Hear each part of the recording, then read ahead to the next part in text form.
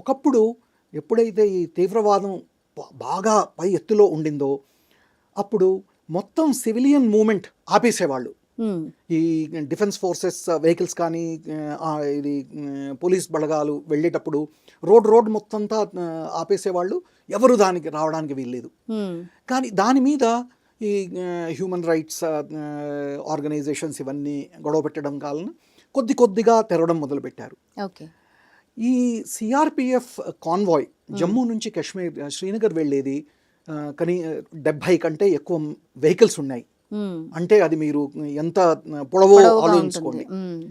అది వెళ్తున్నప్పుడు మధ్యలో ఒక ఇకో వ్యాన్ వచ్చి ఒక దాన్ని ఉద్దేశింది. అది సూసైడ్ అటాక్, సూసైడ్ బాంబర్. దాంట్లో ఇది 3000 kgs RDX ఫిల్ చేసి ఉంచారు. దానివలన ఆ బస్లో ప్రయాణిస్తున్న వాళ్ళందరూ దురదృష్టవశాత్తు చనిపోయారు. సో ఇటువంటి సంఘటనలు దాన్ని మనం ప్రివెంట్ చేయలేమా అనేది, ఇది వార్ లైక్ సిచ్యువేషన్. వార్లో వాళ్ళు మనల్ని కొట్టచ్చు, మనం వాళ్ళని కొట్టచ్చు. కానీ సక్సెస్ఫుల్గా మనం వాళ్ళని ఎన్నో ఇటువంటి ప్రయత్నాలని ఆపాం.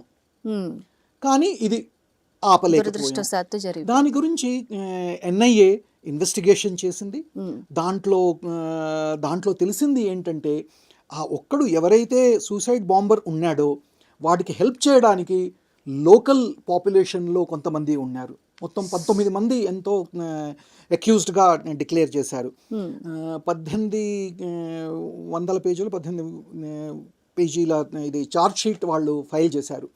దాంట్లో తెలిసింది ఏంటంటే దీనికి మాస్టర్ మైండ్ ఇది మసూర్ అహ్మద్.